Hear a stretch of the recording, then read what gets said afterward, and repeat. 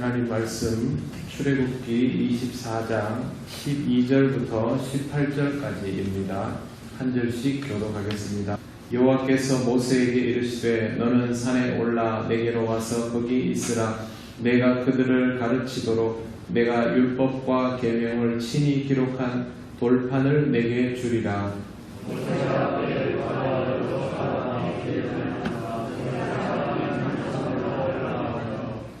장로들에게 이르되 너희는 여기서 우리가 너희에게로 돌아오기까지 기다리라. 아론과 훌이 너희와 함께 하리니 무릇 일이 있는 자는 그들에게로 나아갈지니라 하고, 여호와의 영광이 시내산 위에 머무르고 구름이 엿새 동안 산을 가리더니 일곱째 날에 여호와께서 구름 가운데서 모세를 부르시니라.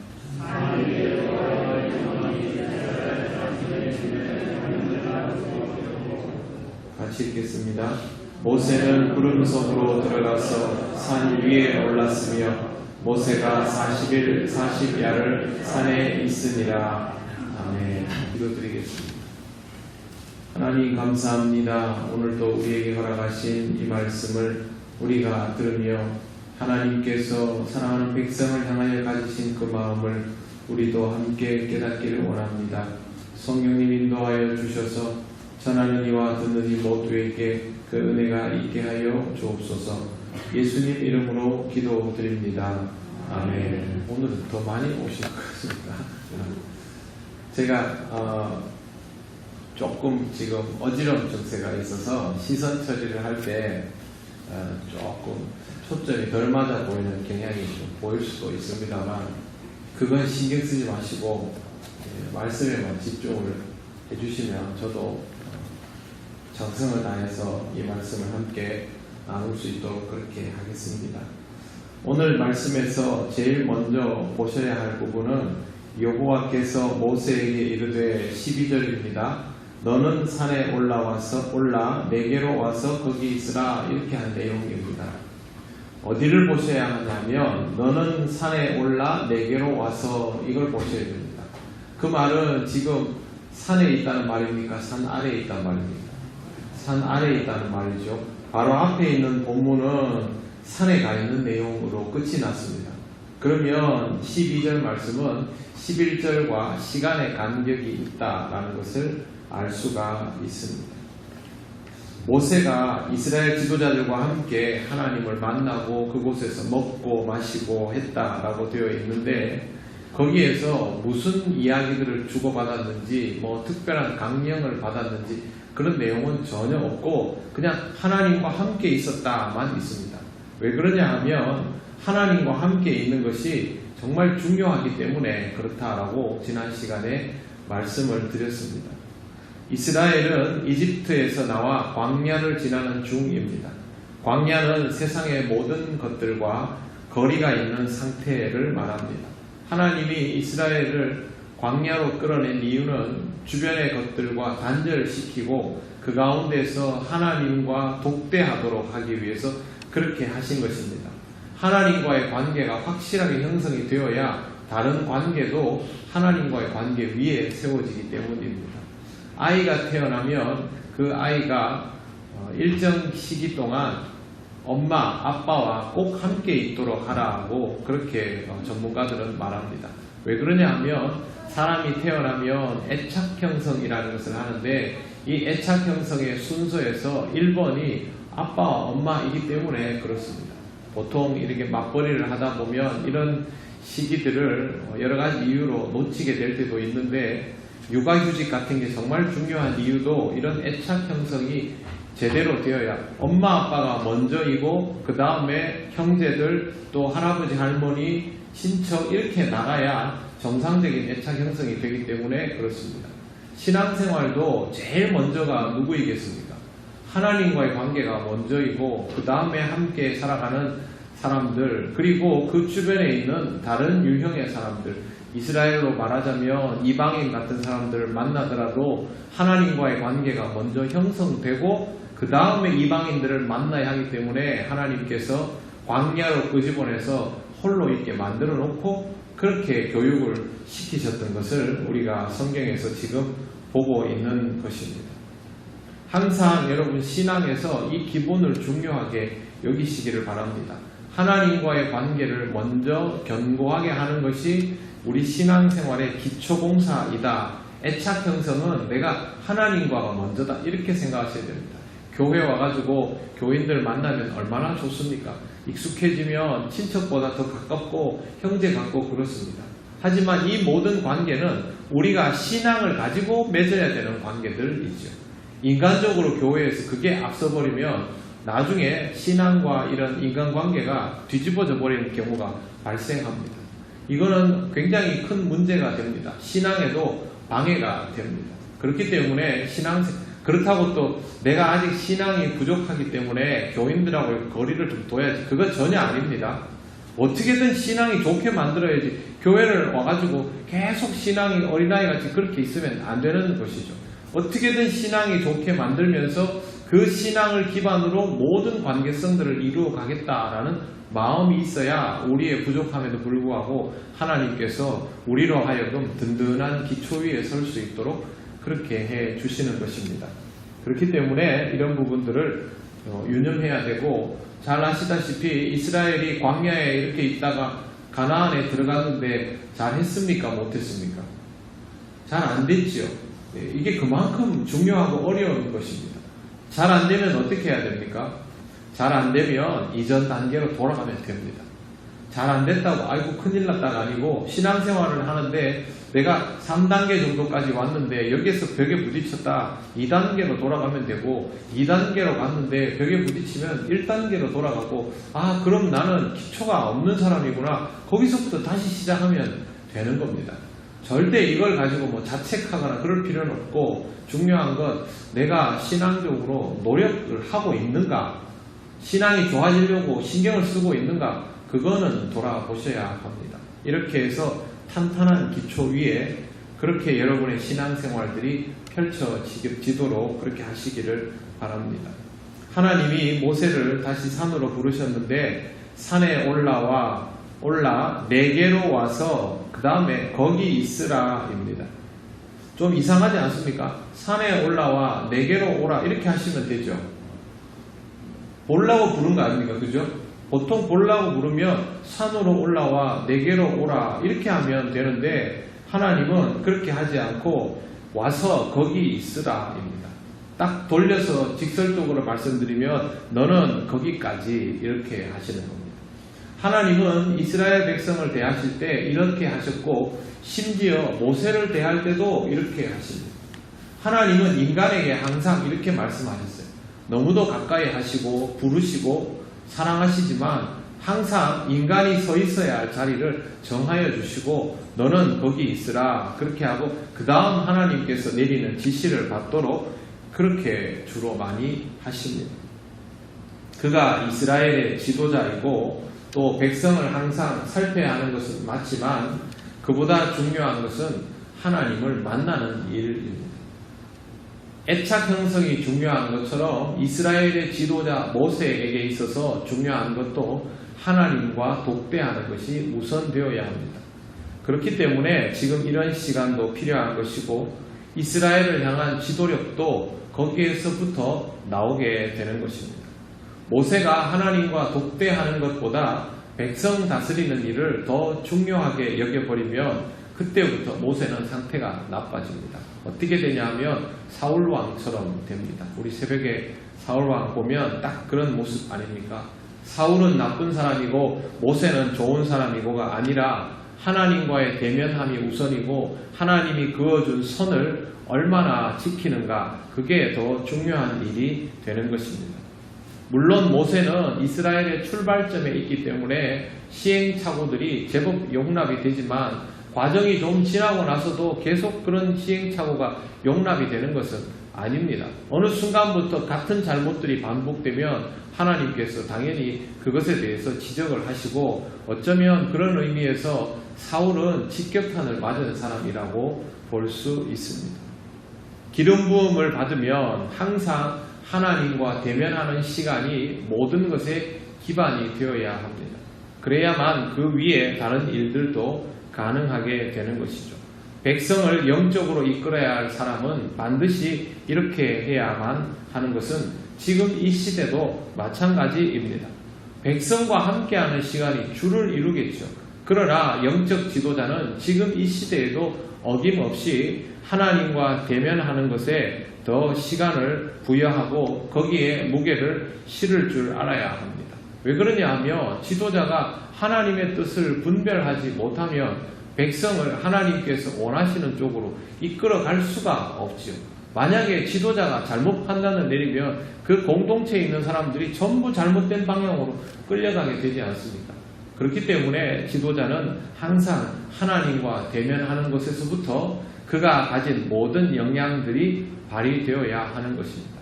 만약 교회 공동체 안에서 내가 누군가를 끌어주어야 할 위치에 있는 사람이라면 혹 여러분이 가정에서 다른 식구들을 끌어주어야 할 위치에 있는 사람이라면 가족 중 누구보다 하나님과 대면하는 시간을 늘려야 한다라고 생각하시기를 바랍니다. 그 방법은 기도하는 것이 가장 주된 방법이 될 테지만 말씀을 읽고 그것을 깊이 이해하는 것도 아주 중요한 방법이고 이 시대를 읽어 나가는 것도 하나님과 대면하는 아주 중요한 방법이며 우리의 일상에 일어나는 모든 상황들 속에서 하나님의 메시지를 놓치지 않는 것 또한 아주 중요한 방법입니다. 이런 것들을 총동원해서 어떻게 하면 이 시대 속에서 하나님이 우리에게 말씀하시는 것이 무엇일까를 알아내는 그게 사실은 거기에 모든 것을 걸어야 됩니다. 여러분 지금 이 상황에서 교회가 어떻게 하는 게 좋겠습니까? 코로나19는 계속 재확진이 나오고 있고 뉴질랜드도 또 한 명이 없다가 또 생겼다고 지금 그러더라고요.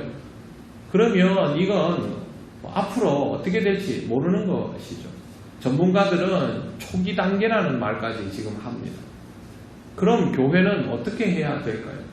이 답을 우리가 알지 못하면 또 특히 교회의 영적 지도자가 이 부분에 대해서 하나님께서 주시는 메시지들을 깨닫지 못한다면 수많은 교회들은 잘못된 길로 가게 되는 것이죠. 거기에 있는 수많은 영혼들이 힘들어하게 될 것은 자명한 일이고 그래서 지금 이 시대의 영적 지도자들은 사실 어떤 것보다 하나님이 지금 우리에게 말씀하시는 것이 무엇이고 우리는 그 말씀을 꼭 놓치지 말고 들어야 하고 어떻게 대처해야 하는가 거기에 사실 온 정신을 집중해야 할 때입니다. 그래서 여러분도 항상 이런 부분들을 유념하여서 보시고 교회 공동체가 또 교회의 지도자들이 이런 데 대해서 하나님께서 주시는 뜻을 잘 분별하고 신앙 공동체를 끌어갈 수 있는 그런 지도력을 하나님이 주시는 통찰력을 가질 수 있게 해달라고 교회의 영적 지도자들을 위해서도 꼭 여러분 기도를 해 주셔야 됩니다. 나는 뭐 교회 지도자도 아니고 교회에서 목사님 장로님들이 끌고 가면 그냥 따라가면 되지. 다 잘 따르시는 것은 중요한 일이지만 그렇게 지도력을 갖추어야 할 위치에 있는 사람들의 중압감은 말도 못하게 크지 않습니까? 그러면 그런 분들이 영적으로 깨어 있을 수 있도록 신령함을 가지고 모든 일들을 분별할 수 있도록 여러분들이 중보하는 것도 믿음으로 동력하는 중요한 일입니다. 모세를 부르신 하나님은 이렇게 말씀하십니다. 내가 그들을 가르치도록 내가 율법과 계명을 친히 기록한 돌판을 내게 주리라. 구체적으로 이제 말씀을 해 주시려고 하나님이 모세를 부르셨음을 알 수 있습니다. 이 말씀은 모세가 받는 것이고 백성에게 고스란히 전달이 될 것들입니다. 우리말에는 돌판이라고 되어 있는데 원문에는 그 돌판이라고 되어 있습니다. 영어에서 어떤 앞에 더 정관사가 붙으면 그건 유일무이한이 되죠. 더 이렇게 되면 그죠? 이것도 마찬가지입니다. 그 돌판, 세상에 하나밖에 없는 돌판. 이 말은 무슨 뜻이냐면 돌판 자체가 하나밖에 없다는 게 아니라 하나님의 말씀 유일무이하다라는 뜻입니다. 하나님께서 오직 이스라엘 백성, 이 시대를 살아갈 백성을 위하여 주신 유일무이한 말씀, 그걸 지금 너에게 줄 거니까 잘 받고 백성에게 알려주고 가르쳐서 지키도록 해라. 이제 그걸 모세에게 말하고 있는 것입니다. 하나님의 말씀은 유일무이합니다. 이 말은 무슨 뜻이냐 하면 어떤 것과도 비교할 수 없다라는 뜻입니다. 우리가 이 세상을 살아가다 보면 중요한 가르침들이 많이 있습니다. 유익한 것도 많지요. 옛 현인들의 그 책들이나 이런 거 보면 좋은 내용들이 얼마나 많이 있습니까? 그러나 그것이 하나님의 말씀과 비교할 수 있는 정도는 아닙니다.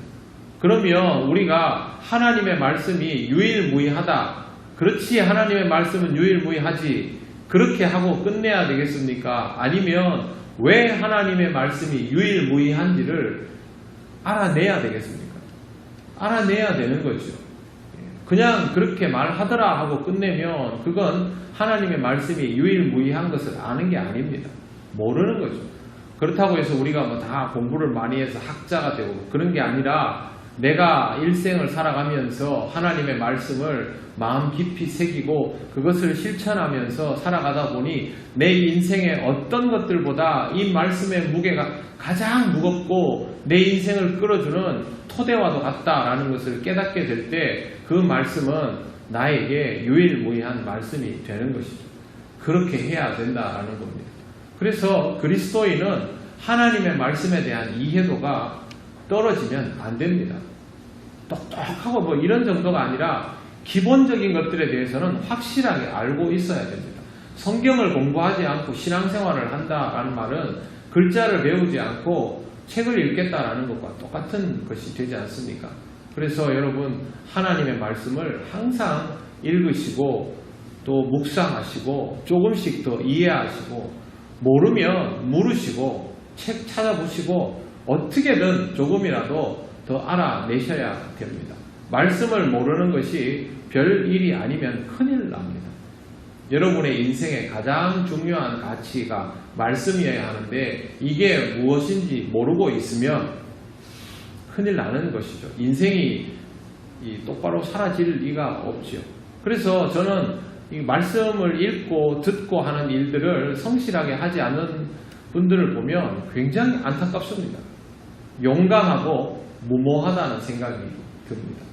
그러면 이런 내용들을 모르고 있는 사람은 세상을 살아갈 때 어떻게 살아갈까요? 우리가 지금 뭐 새벽이나 수요일이나 주일에 이렇게 매일 듣고 읽고 새기는 내용이 굉장히 다양한 건 아니죠. 아주 큰 축을 따라 움직이지 않습니까? 그 안에는 법칙이 있어서 읽다 보면 패턴들도 읽혀집니다. 그런데 이런 내용을 모르고 있는 사람들은 세상을 우리처럼 살아갑니까? 다르게 살아갑니다. 다르게 살아가죠. 그 인생과 우리의 인생이 똑같을 수가 없는데 문제는 교회를 다니면서도 이걸 모르고 있으니 그러면 이 세상을 얼마나 무모하게 살아가겠느냐 저는 그 생각이 들어서 안타까울 때가 많이 있습니다.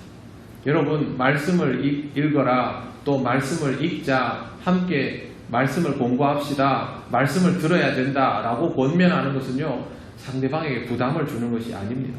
기도합시다 하는 게 다른 사람에게 부담 주는 겁니까? 전혀 아니지 않습니까? 신앙생활 열심히 잘 합시다. 신앙생활 좀 열심히 해라. 이거 다른 사람한테 부담 주는 거 아닙니다. 같이 그렇게 하자는 건데. 그래서 이런 부분들은 꼭 중요하게 생각을 하셔야 합니다. 기억하십시오. 하나님의 말씀은 유일무이합니다. 그냥 말로 그런 것이 아니고 내가 그렇게 느껴질 수 있도록 스스로 신앙의 정진을 해 나갈 필요가 있습니다. 하나님은 모세를 부르실 때 모세가 여호수아만 대동하고 가는 것을 볼 수 있습니다. 그런데 예전에는 이 여호수아를 종인 것처럼 그렇게 표현을 했습니다. 여호수아는 이미 출애굽기 17장에 등장하는데 아말렉과의 전쟁에서부터 모세를 돕던 사람입니다. 그가 연소한 사람이기는 하여도 일찌감치 지도자의 그룹에 포함되어 있었다라는 것을 성경에서 포착할 수 있습니다. 그러면 여러분 여호수아는 어린 사람인데 일찍 모세를 따라다녔고 이런 데도 따라 올라가고 또 전쟁에서도 항상 전쟁의 정보들을 파악할 수 있는 위치에 있었고 어쩌면 광야 생활 내내 여호수아는 그렇게 했습니다. 그럼 이게 뭘 의미할까요? 하나님은 이 여호수아를 나중에 택하지 않습니까? 여호수아는 아주 오래전부터 준비되어 있던 사람이라는 것이죠. 그걸 우리가 이 말씀을 통해서도 한 번 더 확인할 수 있습니다. 이스라엘에서 온유함이 모세보다 더한 사람이 없다고 성경에 쓰여져 있지만 저는 성경에서 요수아를 굉장히 좋아합니다. 왜 그러냐면 어쩌면 모세보다 더 힘든 시기를 겪었던 사람이 요수아인데 그 과업을 요수아는 너무도 충실하게 잘 이행했고 그의 마지막에 신앙 고백도 보면 추구도 흔들림이 없습니다. 그런 모습을 보면서 저는 요수아가 참 훌륭하다라는 생각을 많이 합니다. 하나님은 필요에 따라 영적 지도자를 쓰시고 훈련시켜서 필요할 때 준비되게 하시는 분임을 본문에서 알 수 있습니다. 14절 말씀을 한번 보시겠습니다. 장로들에게 이르되 너희는 여기서 우리가 너희에게로 돌아오기까지 기다리라. 아론과 훌이 너희와 함께 하리니 무릇 일이 있는 자는 그들에게로 나아갈지니라 하고 그렇게 됐습니다. 여기 우리말에 없는 게 있는데 여러분 가능하시면 그 위에다가 괄호를 치고 이렇게 쓰셔도 됩니다. 보라 유념하라. 원문에 있는 표현입니다. 보라 유념하라. 우리 식으로 말하면 잘 들어라 이런 뜻이죠. 정신 차리고 잘 들어라. 이스라엘 백성에게 이 말을 합니다. 왜 보라 유념하라 이렇게 말하냐면 이스라엘에게 없어서는 안 될 인물인 모세가 일정 기간 동안 자리를 비우면 엄청난 공백이 되기 때문에 지금부터 내가 하는 얘기를 잘 들으라 뭐 이렇게 하는 것이죠. 근데 여기에 뭐라 하냐면 아론과 훌이 있으니 지금부터는 아론과 훌을 따라서 그렇게 지도력의 공백을 느끼지 않도록 하라 그렇게 하는 것입니다. 백성은 모세의 뜻을 존중하고 모세의 부재 상황에서는 아론과 훌을 따라 신앙적으로 건강하게 유지되어야 합니다. 아론과 훌이 얼마나 훌륭한 사람인가에 대해서는 기록하여 있지 않습니다. 모세가 백성에게 그렇게 말한 게 중요한 겁니다. 그러면 백성은 그것을 따라야 하는 것이고요. 이렇게 해야 지도력의 공백이 없습니다. 모세가 자리를 비운 상태에서 이스라엘이 나중에 보면 딱 문제가 발생하는 게 뭐냐 하면요. 모세를 대하는 것과 아론을 대하는 게 다른 겁니다. 모세 앞에서는 우상의 우자도 꺼내지 않지만 아론 앞에서는 우상의 우자뿐만이 아니고 그걸 부추기기까지 하는 게 백성이 됩니다. 그러면 이 말씀을 안 지키는 것이죠. 왜 모세에게는 하지 않는 말을 아론에게는 합니까? 모세와 아론이 다르다는 걸 알기 때문입니다. 그렇게 하면 공동체는 깨집니다. 모세가 자리를 비우고 아론에게 모든 것을 맡기고 훌에게 맡겨놓으면 모세를 대하듯 아론과 훌을 대해 주어야 그 공동체가 지도자의 부재 시에도 끄떡없이 돌아가는 것이죠. 그게 바로 그 공동체의 성숙도이죠. 지금 하나님은 이 상황을 통해서 모세에게 그것을 훈련시키도록 말씀하시는 것입니다. 제가 대구 제일교회에 있었습니다. 그 제일교회에서 담임 목사님이 계시지 않는 기간이 상당히 길었던 때가 있습니다. 그때 부목사들만 있었거든요. 근데 보통 어려운 문제가 발생하고 나서 담임 목사 부재가 6개월에서 1년 정도 가면 교인들의 동료가 많이 일어나죠. 교인 수도 막 줄어들고 우리 지역에도 그러한 사례들이 없지 않습니다. 근데 저는 그때 굉장히 놀라운 모습을 봤습니다. 부목사들 중에 절반이 나가고 담임 목사님은 1년 동안 오지 않는 그 대구 제일교회가 1년 동안 꿈쩍도 하지 않는 거예요. 평소와 똑같은 모습으로 움직여지는 걸 보고 저는 굉장히 놀랐습니다. 무섭다는 생각까지 했습니다. 이게 이 교회의 힘이구나 라는 걸 저는 그때 느꼈습니다. 그렇게 해야 공동체가 어떤 상황에서도 견디어 나갈 힘이 있습니다.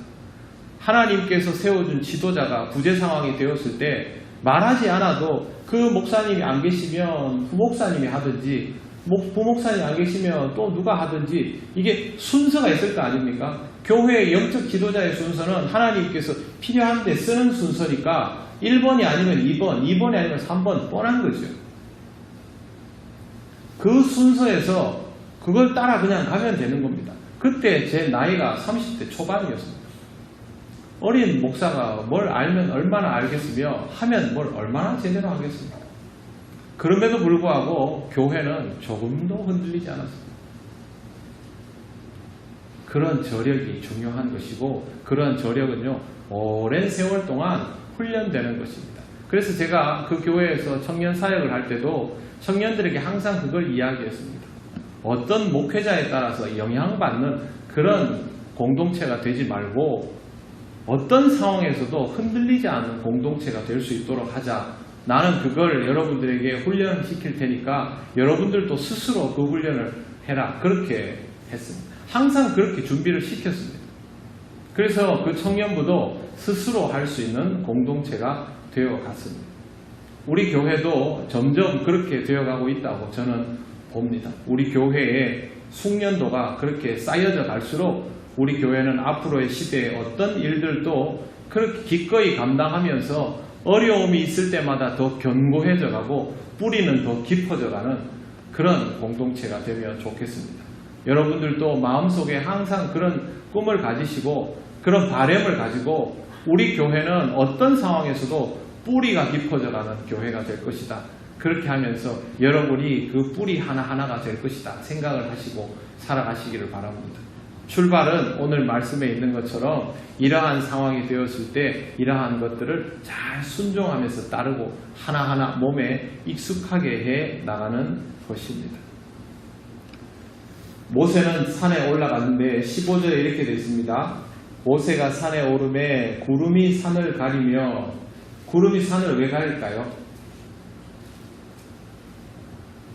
미륵산도 가끔 구름에 가려지지 않습니까? 그거는 일교차가 심하면 가려지는 거고, 여기에 나오는 구름이 산을 가리는 건요 뭐냐면 쳐다보지 마라, 올라오지 마라 입니다. 알려고 하지 말라는 거죠. 하나님은 여기에 분명히 선을 그어 놓습니다. 하나님과 모세가 독대하는 거기에는 다른 누구도 허락되지 않는다라는 것입니다. 지난번에 말씀드린 것처럼 정보의 창구가 여러 개인 것을 하나님은 별로 선호하시지 않습니다. 하나님은 딱 한 사람을 통하여 정보를 주시고 그것을 백성에게 전하는, 그런 선포하는, 백성 앞에서 말하는 예언이죠, 예언. 그렇게 하는 방식을 사용하셨습니다. 모세가 들어가고 여호와의 영광이 시내산 위에 머무르고, 그리고도 6일 동안 구름이 산을 가렸습니다. 그리고 7일째 모세도 구름 가운데로 부르심을 받습니다. 모세라고 해서 나가고 싶을 때 나가고 할 수 있는 게 아니었습니다. 하나님이 기다리라 하면 기다려야 되는데 6일이라는 말은요, 6은 사람의 수라고 보통 그렇게 말들 하죠. 인간이 가질 수 있는 모든 시간을 의미합니다. 6일 며칠 안 되지만 그러나 기다림에 있어서 6일은 충만함입니다. 그렇기 때문에 하나님이 기다리라 하면 이게 6일이 되든 60일이 되든 60년이 되든 기다려야 되는 것입니다. 주님을 기다리는 시므온은 얼마나 오래 기다렸습니까? 평생을 기다렸죠. 그 시간과 이것은 결코 다른 의미는 아닙니다. 인간은 하나님의 때에 맞추어야 하는 것이지 인간이 하나님의 시계를 갖다 옮겨 놓을 수는 없는 법입니다. 모세가 예외가 아니라면 다른 사람은 말할 것도 없습니다. 하나님은 하나님의 시간을 사용하시는 분입니다. 그렇기 때문에 우리는 우리의 시간만으로 이 세상을 살아가려고 하면 안 됩니다. 계획은 세우고 노력은 하고 때는 기다리겠지만 그것이 이루어지는 것은 누구 마음입니까? 그건 하나님 마음입니다. 내가 몇 살에 뭘 하고 몇 살에 어느 정도가 되고 몇 살에는 어떻게 돼 있고 교회에서는 무슨 일꾼이 돼 있고 다 하지 않습니까? 그러나 그거는 모를 일입니다. 우리의 바람이 그렇게 있더라도 우리는 하나님이 열어주시는 기회의 시간에 맞추는 것이 필요합니다. 그렇기 때문에 신앙은 기다림에 익숙해져야 되고요. 그 다음에 또 하나 있습니다. 기다림에 익숙해져야 되고 부르심에 민감해야 됩니다. 이 두 개를 같이 써야 됩니다. 기다릴 줄 알아야 되는데 부르심에 민감해야 됩니다. 기다림에 익숙하긴 한데 부르심에 둔감하면 하나님의 부르심을 깨닫지 못할 수도 있죠. 그렇기 때문에 기다림에 익숙해져야 되고 부르심에 민감해야 됩니다. 제가 뭘 막 이렇게 기다리다가 못 참고 했는데 하나님이 그보다 더 좋은 걸 나중에 탁 이렇게 제시하시는 그런 경험을 저는 해본 적이 정말 많습니다. 여러분은 그런 거 없습니까? 있으시죠? 진짜 부끄럽습니다. 요만큼만 참으면 되는데 그걸 못 참아가지고 하고 나면 하나님이 보란듯이 탁 이렇게 하면 참 부끄럽습니다. 그래서 그런 일이 되지 않으려면 우리의 인생의 시행착오를 줄이려면 기다림과 부르심에 대해서 지혜로운 여러분이 되시기를 바랍니다. 17절 산 위의 여호와의 영광이 이스라엘 자손의 눈에 맹렬한 불같이 보였고 원문 그대로 번역하면 맹렬한 불은 삼켜버릴 듯한 불입니다. 무섭죠. 이렇게 하면 가까이 오지 말라 하는 것입니다.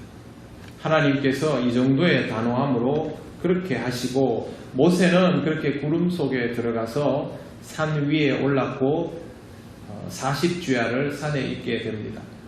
그대로 번역하면 40번의 낮과 40번의 밤을 머물렀다 그렇게 할 수가 있습니다. 모세는 이때의 경험에 대해서 신명기 9장 9절에서 이 기간 동안 아무것도 먹지 않은 상태로 하나님과의 교제에만 몰입했다라고 합니다. 40이라는 숫자는 우리한테 굉장히 익숙한 숫자입니다. 모세가 두 번째 돌판을 받으러 갈 때도 40일을 그렇게 머물렀고 홍수가 본격적으로 임하는 시간 또 그 물이 감하는 기간 전부 40일입니다. 선지자 엘리야가 단식하면서 여행했던 기간도 40일이고 예수님께서 공생애를 시작하시기 전에 금식했던 기간도 40일입니다. 40이 무슨 뜻일까요? 이거 뭐 시험과 연단의 시간 이렇게 해석하는 사람도 있는데 저는 그 해석에는 동의하지 않습니다. 그게 아니라 40은 성경에서 하나님께서 무언가를 완전하게 정하실 때 쓰시는 시간입니다. 그게 시험이고 연단일 수도 있고요. 아니면 뭐 다른 것일 수도 있죠. 하나님께서 이 40이라는 시간을 통해서 하나님이 뭘 이루실 때 완전하게 이루신다라는 것을 표현하시려고 이렇게 하시는 겁니다. 그래서 여기에서 나오는 이 40은 하나님께서 완전하게 쓰시는 시간, 우리에게는 숙성을 위한 시간 같은 것이라고 받아들이면 됩니다. 이 기간 동안 우리는 하나님의 역사를 받아들이고 숙성해져 가면 되는 것이고 그렇게 해서 신앙이 점점 자라나게 되면 그 시간을 헛되이 보내지 않는 것이 됩니다. 우리의 일생이 얼마일까요? 우리의 일생은 성경적으로 말하면 40일이 되겠죠. 하나님께서 우리를 만드시는 시간이 되면 그게 40일이 됩니다. 숫자는 사실 중요한 것은 아닙니다. 하나님께서 이렇게 해서 하나님의 역사를 완성체로 만들어 가신다라는 게 중요하니까 우리는 하나님이 일을 하시면 하나님께서 이것을 이루어 가신다라는 대한 믿음을 가지고 거기에 맞추어져 가면 되는 것이죠. 우리 각자의 인생을 하나님이 다 그렇게 만드시면 그렇게 하면 되는 것이죠. 모세가 40낮 40밤을 하나님과 함께한 것처럼 우리도 하나님이 우리를 만나주시는 그 시간을 모세가 하나님을 대면하는 것처럼 그렇게 만나면서 살아가면 되는 것입니다. 여러분이 일터에서 하시든 부엌에서 하시든 뭐 밭에서 하시든 배 위에서 하시든 그렇게 하면 되는 것이죠. 그렇게 하나님과 만나는 시간들이 충실하면 우리 인생은 숙성이 되는 것이고 그게 충실하지 않으면 세월이 가도 늘 그대로가 되는 것입니다. 인간은 키는 20대에 다 자라지만 인간의 영은 그렇지 않습니다. 하나님 나라에 이를 때까지 장성한 분량으로 자라날 수가 있습니다. 여러분 신앙적인 성장에 대해서 항상 사모하는 마음을 가지시고 그래서 하나님과 대면하는 것이 기쁜 삶이 되도록 그렇게 하시기를 바랍니다. 이스라엘 백성을 하나님께서 키우신 것처럼 하나님이 우리를 키우시고 우리를 또 이렇게 교회로 함께 키우셔서 우리로 하여금 성숙하게 살아갈 수 있도록 그렇게 해주실 것입니다. 함께 이런 하나님의 은혜를 누릴 수 있으면 좋겠습니다. 기도드리겠습니다. 네, 하나님의 말씀이 우리에게 소중하다라고 여러분들에게 전했습니다. 말씀이 전해지는 통로도 소중하지요.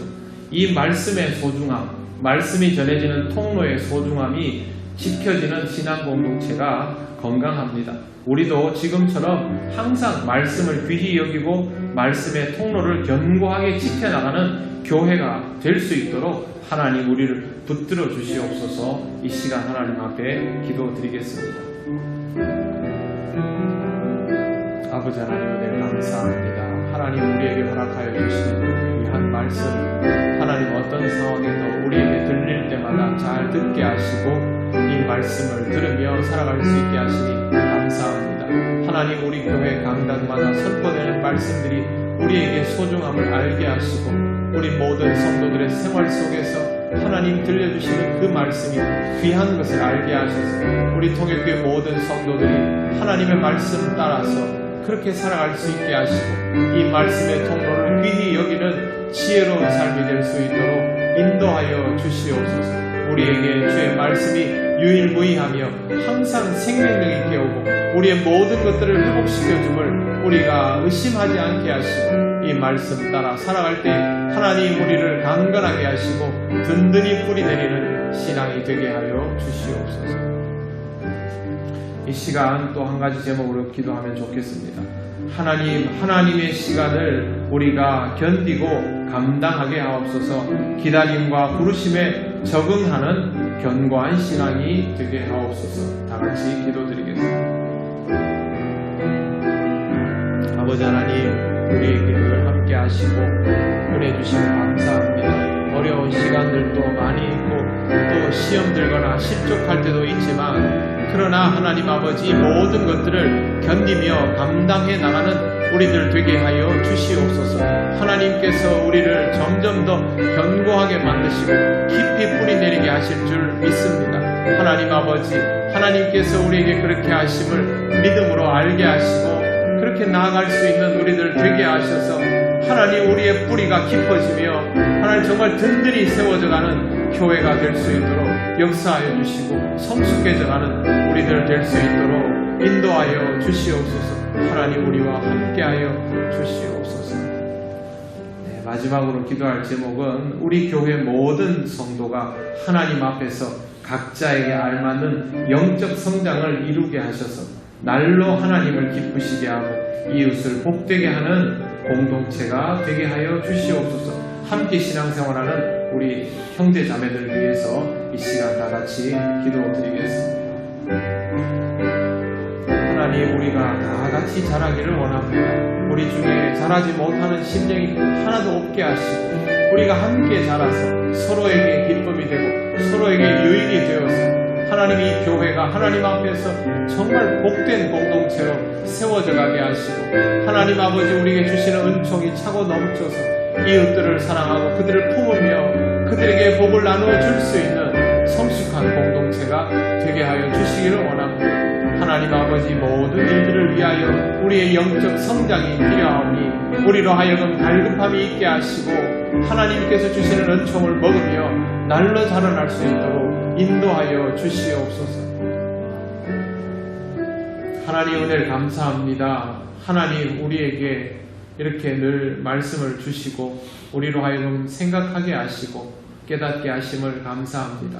아직 우리가 많이 부족하지만 그러나 지금까지 인도하여 주신 하나님의 은혜를 잊지 않고 있사오니 앞으로도 하나님 우리를 인도하여 주셔서 날마다 성숙해져가는 그런 그리스도인이 되게 하여 주시옵소서.